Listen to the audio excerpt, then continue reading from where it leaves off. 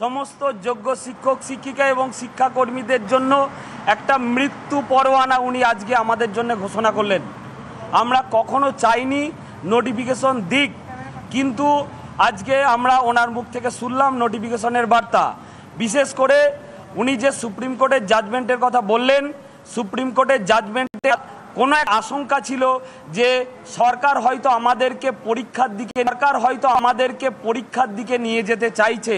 সেক্ষেত্রে এই detail notification দেওয়া, ডিটেল বর্ণনা দেওয়া, সেক্ষেত্রে আমাদের এই আশঙ্কাটা বরাবরই থেকে যাচ্ছে যে সরকার সমস্ত যোগ্য শিক্ষক শিক্ষিকা এবং শিক্ষাকর্মীদের রিভিউয়ের মধ্য দিয়ে ফিরিয়ে আনার ক্ষেত্রে যে আমরা যে গাফিলতিটা দেখছিলাম, সেটাই মনে হচ্ছে আমাদের আশঙ্কা সত্যি হয়ে যাচ্ছে। তো এই ভয় বা হতাশার জায়গা থেকে আমরা যে আশঙ্কা করছিলাম, সেই আশঙ্কাটা কিন্তু আজকে তার বহিঃপ্রকাশ দেখতে পেলাম সরকারের পক্ষ থেকে। তো আমরা কোনোভাবেই চাইনি নোটিফিকেশন দিক এবং সেটা একেবারে ডিটেলভাবে দিক। নোটিফিকেশনে আজকের বিবৃতিতে বলা হলো যে অনলাইন অ্যাপ্লিকেশনের ডেট, তারপরে exam date, result date, counselling date, এত কিছু কিন্তু সুপ্রিম কোর্টের জাজমেন্টে বলা ছিল না। অর্থাৎ আমরা মনে করি শুধুমাত্র জাজমেন্টটাকে ফলো করার জন্যে এত ডিটেল বিবৃতি দেওয়ার প্রয়োজন ছিল না।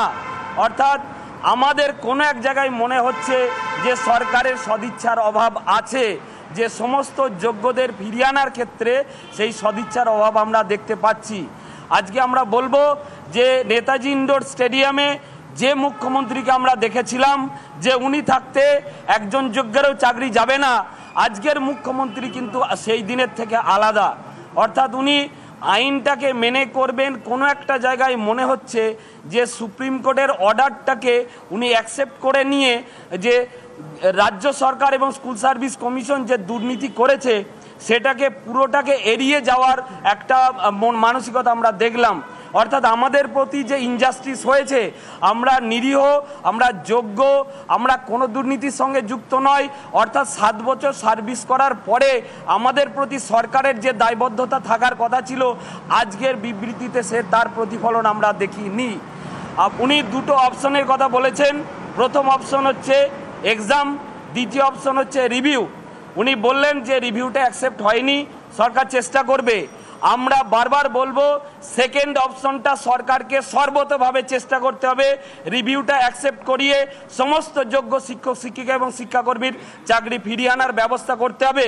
এটা উনি নিজে কমিটমেন্ট দিয়েছিলেন, ওনার নিজের কমিটমেন্ট ওনাকে রাখতে হবে।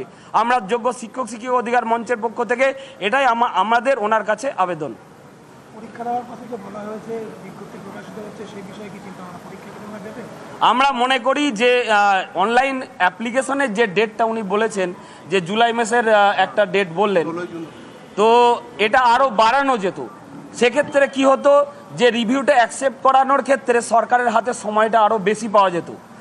আমরা মনে করছি সরকারের আরও যোগ্যদের বাঁচানো এবং নোটিফিকেশন দেওয়া, দুটোকে ভারসাম্য রাখার আরও জায়গা ছিল। সরকারের পক্ষ থেকে সেই সদিচ্ছাটা আমরা দেখলাম না। দুটো রিল্যাক্সেশনের কথা বলা হচ্ছে। এক, আপনারা যারা 8 বছর 9 বছর বা 7 বছর চাকরি করছেন তার ক্ষেত্রে একটা নম্বর দেওয়া হবে। দ্বিতীয়ত বয়সের ক্ষেত্রে দেখুন, এজ রিল্যাক্সেশনটা এটা একটা, আমরা যারা 7 বছর ধরে চাকরি করছি, যাদের ফ্যামিলিতে ধরুন আজকে অনেকে অসুস্থ, কারো ক্যান্সার আছে, কারো প্যারালাইসিস আছে, তো আবার বাড়িতে ছোট ছোট বাচ্চা আছে, মানসিক স্টেট মানে পরীক্ষা দেওয়ার মতন মানসিক পরিস্থিতি নেই। সেই জায়গা থেকে শুধুমাত্র এজ রিল্যাক্সেশনটা আমাদের জন্য ন্যায় বিচার হয়নি। কোর্টও আমাদের প্রতি ন্যায় বিচার করেনি, আমাদের সরকারও আমাদের প্রতি ন্যায় বিচার করছে না।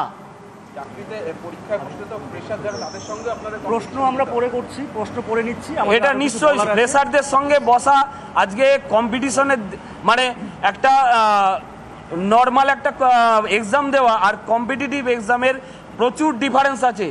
আমরা যখন স্কুলে পড়াচ্ছি শুধুমাত্র একটা সিলেবাস পড়াচ্ছি, কিন্তু যখন একটা কম্পিটিটিভ এক্সামের জন্য পড়তে হবে, টোটাল সিলেবাসটা পড়তে হবে।